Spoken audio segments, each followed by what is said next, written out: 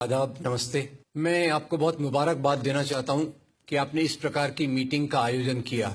आज जो माहौल पूरे देश में और दुनिया में, ये दोनों चीजें जुड़ी हुई हैं। हमारा देश दुनिया की समस्याओं से अलग नहीं है। कुछ जो दुनिया में हो रहा है उसका प्रतिबिंब, रिफ्लेक्शन यहां होता है, और यहां भी जो मुस्लिम कौम के सवाल हैं वो आप सदियों से जानते हैं। तो मैं आज जो मुख्य मुद्दा है कि हमारे जो नौजवान मुस्लिम कम्युनिटी से, जिसको कहा जा रहा है वर्ड रेडिकलाइज, पता नहीं वो वर्ड कितना सही है कि नहीं, क्योंकि रेडिकल का मतलब मैं कुछ और जानता हूं। रेडिकल का मतलब मैं जानता हूं कि वो व्यक्ति जो समाज को महत्वपूर्ण तरीके से बदलना चाहते हैं बेहतर बनाने के लिए, वो मेरी समझ है रेडिकल की। पर ये आज जो माहौल में जिस प्रकार का रेडिकलाइजेशन ऑफ यूथ किया जा रहा है, उसके लिए कौन जिम्मेदार है? इस्लाम जिम्मेदार है, मुसलमान जिम्मेदार हैं, या कोई और ताकतें हैं जिसके कारण ये आज का कैंसर हमारे समाज में बढ़ रहा है? ये हमको सोचने की जरूरत है। तो खैर, मेरे पास थोड़ा वक्त है तो मैं इसको दो मुद्दों में देखना चाहूंगा। एक तो ये जो पूरी प्रोसेस चालू हुई है वो 9/11 के बाद से चालू हुई है। 9/11/2001 आपको याद होगा, 2 एरोप्लेन।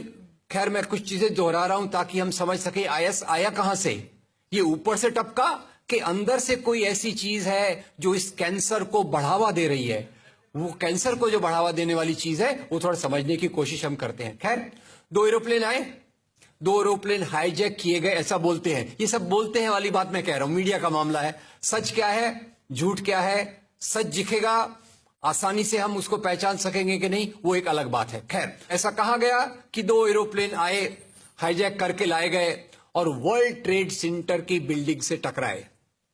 अब इतनी बड़ी बिल्डिंग थी, वो एरोप्लेन से गिर सकती कि नहीं, वो दूसरा सवाल। वो सवाल मैं सब अंदर छोड़ देता हूं, उसमें मैं नहीं जाऊंगा। बिल्डिंग नीचे बैठ गई और उसी के साथ करीब 3000 लोग मारे गए। कुछ मैं सवाल पूछता हूं अपने दोस्तों से ताकि मेरी समझ भी बढ़े, आपकी समझ भी बढ़े। एक सवाल का जवाब दीजिए, ये 3000 लोग जो मारे गए, ये लोग गुनाहगार थे या बेगुनाह थे? बेगुनाह थे। और इसके बाद वो ओसामा बिन लादेन, बुरा मत मानिएगा, मैं उसकी बहुत आलोचना करता हूं, वो कहता है ये अच्छा हुआ, ये जिहाद है, ऐसा और होना चाहिए, अल्लाह का शुक्र है। अब ये इस्लाम के नाम से उसने जो कह दिया, मेरे ख्याल से इस्लाम पे ये सबसे बड़ा अटैक था। और ये अटैक करने वाले के पीछे कौन था? क्या ओसामा बिन लादेन ऑटोमेटिक आ गया? ये अलकायदा कहां से बना? तो इसके बारे में भी बहुत गहरी सारी चीजें हैं जिसका मैंने स्टडी किया है, कुछ उस पर लिखा भी है। मैं बताता हूं, ये अलकायदा बनने की प्रोसेस की शुरुआत ही बाद में जाकर आईएसआईएस में तब्दील होती है। मैं इसको सवाल के रूप में पूछता हूं, देखिए, अगर इस्लाम के कारण आतंकवाद होता, मेरा सवाल जरा समझ लीजिए, अगर इस्लाम के कारण आतंकवाद होता तो दुनिया के कौन से देश में सबसे ज्यादा आतंकवादी होना चाहिए? इंडोनेशिया में। सऊदी अरेबिया बहुत छोटा है, पता नहीं हमारे बंबई के बराबर भी है कि नहीं। सऊदी अरेबिया बहुत छोटा है, सबसे ज्यादा आतंकवाद होना चाहिए इंडोनेशिया में, दुनिया का सबसे बड़ा मुस्लिम देश। वहां इस प्रकार का आतंकवाद नहीं है। नंबर 2, वो एरिया देखिए, अभी सवाल आपको बताया गया, उसको याद रखिएगा। इस दुनिया के आतंकवाद से, जिसको इस्लामिक आतंकवाद कहा जाता है गलती से, कैसा कहा जाता है वो भी मैं बताऊंगा। इस आतंकवाद से मारे जाने वाले ज्यादा लोग, इससे मारे जाने वाले ज्यादा लोग हिंदू हैं, मुसलमान हैं या क्रिश्चियन हैं? मुस्लिम हैं। इस्लाम के नाम पे आतंकवाद है, सबसे ज्यादा कौन मारा जाता है? मुस्लिम। अब तीसरी बात का ख्याल कीजिए, किस एरिया में इसका लोकेशन है? This terrorism is located in which area? तो उस एरिया की मैं 3 आपको बातें बताता हूं। उस एरिया में, जिसको मैं वेस्ट एशिया कहता हूं, पश्चिम एशिया में 3 चीजें हैं। नंबर 1, वहां रहने वालों में मुसलमान ज्यादा है, यस नो? उसी एरिया में आतंकवाद ज्यादा है, उसी एरिया में तेल का खजाना है। तो आतंकवाद तेल के कारण है कि इस्लाम के कारण है? तेल के कारण है। और तेल का कब्जा कौन करना चाहता है? तेल का कब्जा वो ताकत करना चाहती है जो वॉशिंगटन में बैठे हुई पूरी दुनिया को नचाते रहती है। काम करने वाला कोई और गुनाहगार कोई और बनाया गया। अब ये आया कैसे? तो आपको बता दूं कि ये अल कायदा के जो मदरसे, अब मदरसा अपने आप में खतरनाक शब्द उसमें कर देते हैं, कुछ मदरसों में इस आतंकवाद की ट्रेनिंग दी गई। इस्लाम के कारण गलत।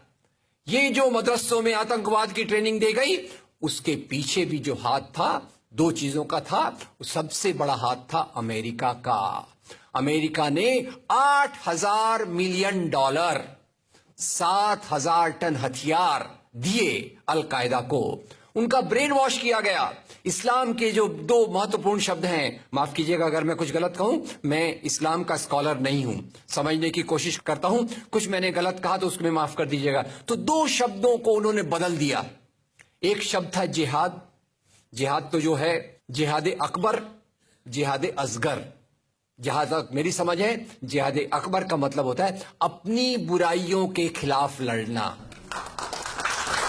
जिहाद असगर का मतलब होता है समाज की बुराइयों के खिलाफ संघर्ष करना। तो इस जिहाद शब्द का मतलब बदल कर दिया गया कि जो भी व्यक्ति आपसे असहमत है, जो भी व्यक्ति को किसी को पहले काफिर लेबल करो, अब काफिर का भी एक बहुत अलग मतलब है, I won't go to the details of that. तो काफिर किसी को बोलो, उसको मारो, तो उसको जिहाद के नाम दिया गया। और ये ट्रेनिंग उन मदरसाओं में हुई जिसको अमेरिका ने पैसा दिया, अमेरिका ने सिलेबस भी दिया। और तो और मेरी समझ है मदरसों में कुरान की ट्रेनिंग देते हैं। वो कैसे होना चाहिए वो आपके बीच में चर्चा का मुद्दा है, पर यहां जो ट्रेनिंग दी गई उसका सिलेबस वॉशिंगटन में बनाया गया। और खैर ये क्यों बनाया गया उसके पीछे मैं पहले बहुत कोशिश करके, मेहनत करके लोगों को बोलता था ये अलकायदा इसके लिए बनाया गया। बाद में मेरे हाथ में एक बहुत अच्छी चीज आई। अब यूट्यूब में कई चीजें बहुत अच्छी हैं, कई चीजें खराब हैं। यूट्यूब के कारण हमारे कई नौजवान भटक भी रहे हैं, पर यूट्यूब की कुछ अच्छी चीजें आपको बताता हूं।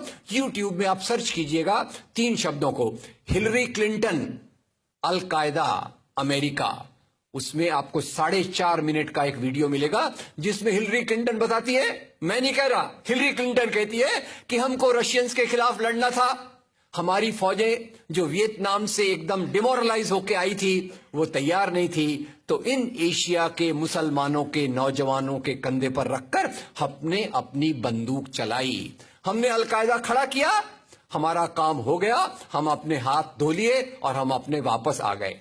तो यानी हमने कैंसर के बीज डाल दिए, हम तो अपने देश में सुरक्षित हैं, उसका जो नतीजा भुगतना हो वो एशिया के लोग भुगते, वेस्ट एशिया के लोग भुगते। और उसी के साथ 9/11 के बाद, उसी के साथ अमेरिकन मीडिया ने एक सबसे खराब काम किया, the most anti human act in the history of Mankind. मैं पूरी जिम्मेदारी से ये शब्द कह रहा हूं। क्या किया था अमेरिकन मीडिया ने? अमेरिकन मीडिया ने धर्म को आतंकवाद से जोड़ दिया। मजहब जो मोहब्बत सिखाता है, मजहब जो इंसान को इंसान बनना सिखाता है, उस मजहब के साथ इन्होंने आतंकवाद को जोड़ दिया और एक शब्द बनाया पहली बार, इस्लामिक टेररिज्म। याद रखिए दुनिया में आतंकवाद पहले भी हुआ है। याद रखिए आयरिश रिपब्लिकन आर्मी, याद रखिए खालिस्तान, याद रखिए नाथुराम गोडसे, याद रखिए इंदिरा गांधी का हत्यारा, याद रखिए राजीव गांधी का हत्यारा। आतंकवाद पहले भी हुए हैं, पर कभी भी मजहब को आतंकवाद के साथ नहीं जोड़ा गया। तो मैं मानता हूं अमेरिकन मीडिया ने अगर सबसे गंदा, सबसे एंटी ह्यूमन काम किया है तो इस जुमले का बनाना जिसको कहते हैं इस्लामिक टेररिज्म। अब इसके पीछे इस्लाम का कोई हाथ नहीं। जिहाद शब्द का मतलब बदल दिया गया और काफिर शब्द का मतलब बदल दिया गया। यहां से ब्रेन वॉश की एक प्रोसेस चालू हुई और इसी को मैं कहता हूं, ये प्रोसेस जो चालू की, ये प्रक्रिया एक कैंसर होती है। मेरा थोड़ा मेडिकल बैकग्राउंड है, मैं जानता हूं कैंसर शुरुआत में होता है, आपने ट्रीट कर लिया तो ठीक है, जब वो फाइनल स्टेज में जाता है तो पूरी दुनिया की बर्बादी करने पे तुल जाता है। और वही बात अलकायदा के साथ हुई। अलकायदा के बाद मामला वहीं खत्म नहीं होता। तेल की प्यास, तेल की भूख बहुत बड़ी है। आप जानते हैं भारत 200 साल तक गुलाम रहा इंग्लैंड का। काय के लिए गुलाम था? क्योंकि उनको यहां का कच्चा माल लूट कर ले जाना था। After colonialism there is imperialism, और ये इंपीरियलिज्म चाहता है दुनिया के रॉ मटेरियल्स, दुनिया के रिसोर्सेस को लूटकर अपनी समृद्धि को, अपनी प्रॉस्पेरिटी को बढ़ाया जाए। और उसी के चलते उन्होंने एक और काम किया और वो काम था इराक पे हमला। अभी ब्रेक्सिट, अभी वो कौन सी रिपोर्ट आई है, मैं नाम भूल गया उसका, जिसमें ब्रिटेन के प्रधानमंत्री जो थे उनको एक गिल्टी करार हो रहा है। वो रिपोर्ट में पहले उन्होंने तय कर लिया कि हमको इराक पे हमला करना है, बाद में आर्ग्यूमेंट ढूंढते रहे कि भाई कौन सी बात पे हम इराक पे हमला करें, तो बोले अरे इराक के पास तो वेपन्स ऑफ मास डिस्ट्रक्शन है। उस बात पे लंबी बहस चली और यूनाइटेड नेशंस, जिसको अमेरिका ने अपने जेब में रख लिया है, उसके सहारे से उन्होंने इराक पे हमला किया। और वो इराक पे हमले के कारण जो वहां की आर्मी स्ट्रक्चर था, जो फौज का स्ट्रक्चर था, वो डिस्टर्ब हो गया। एक तरफ से वो डिस्टर्ब हो गया, दूसरी तरफ से अल कायदा की आइडियोलॉजी आई और इन दोनों को मिलाकर आईएसआईएस बना। काम है इस्लाम का नाम, इस्लाम के नाम पर जो काम हो रहा है वो वास्तव में it is a design of imperialist powers to control on the oil resources of the world. इससे गंदी बात दुनिया में कोई नहीं हो सकती कि मजहब के नाम पर एक पॉलिटिक्स, मजहब के नाम पे आर्थिक समस्याओं को अमेरिका हल करने की कोशिश कर रहा है। ये एक बात। अब दूसरा एक और भी है, इसमें जोड़ दूं, इंडिया में, भारत में खास तौर तक समस्या और ज्यादा रही। यानी वो एक हमारा हिंदी में कहा मुहावरा है ना, एक तो करेला ऊपर से नीम चढ़ा। मुसलमानों का हाल पहले भी बहुत अच्छा नहीं था। मैं ये नहीं कहना चाहता कि हमको केवल रोते रोते अपनी जिंदगी गुजारना है। मैं ये कहना चाहता हूं अगर हम समस्या को असली तरीके से समझेंगे, जिसकी कोशिश मैं यहां देख रहा हूं, तो हम उस समस्या को हल कर सकेंगे और यही हमारा उद्देश्य होना चाहिए। मैंने कहां से शुरुआत की थी? भारत में वैसे ही आपको याद होगा, मक्का मस्जिद blast, Malegaon blast, Ajmer blast, समझौता ब्लास्ट।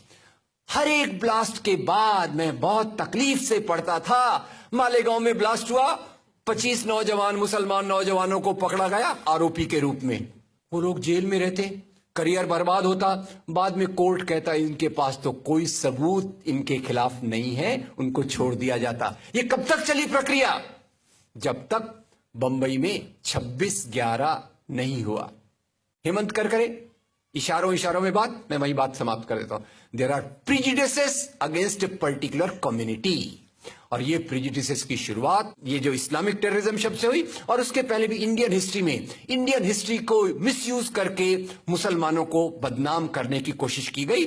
ये मैं वार्निंग इसलिए दे रहा हूं कि हम जितना समस्या को समझेंगे उतने अच्छे से उसका समाधान कर सकेंगे। तो इसकी शुरुआत कहां से हो सके? अरे भाई मुसलमान राजा वेरी बैड, ये मेरा फेवरेट टॉपिक है। इसलिए नहीं कि मैं राजाओं को चाहता हूं, इसलिए कि मैं डेमोक्रेसी को चाहता हूं, और मैं नहीं चाहता कि डेमोक्रेसी राजाओं के नाम पर खत्म कर दी जाए। राजा, मुसलमान राजा वेरी बैड।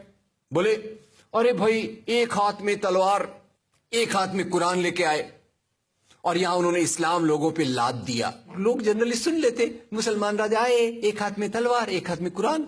पर एक आपको वाकया सुना दूं, एक कॉलेज में गया था मैं, तो कुछ अजब ही वाकया निकला। मैं जब स्टूडेंट्स को बोला देखो भाई, लोग कहते हैं मुसलमान राजा एक हाथ में तलवार, एक हाथ में कुरान लेके आए, तो 5-6 स्टूडेंट खड़े हो गए। बोले सर ये कैसे हो सकता है? बोले अगर राजा के एक हाथ में तलवार है, एक हाथ में कुरान है, तो घोड़ा कैसे चलेगा? मैंने कहा ये तो मुझे भी नहीं पता। फिर मैंने स्टडी किया और ये पता चला मुझे कि भारत में सबसे पहले जो इस्लाम आया वो राजाओं के माध्यम से नहीं आया। मैं तो यहां तक भी कहता हूं, इस्लाम राजाओं के माध्यम से नहीं आया, इस्लाम संतों के माध्यम से आया, इस्लाम मोहब्बत के रास्ते से आया। इस्लाम आया क्योंकि यहां की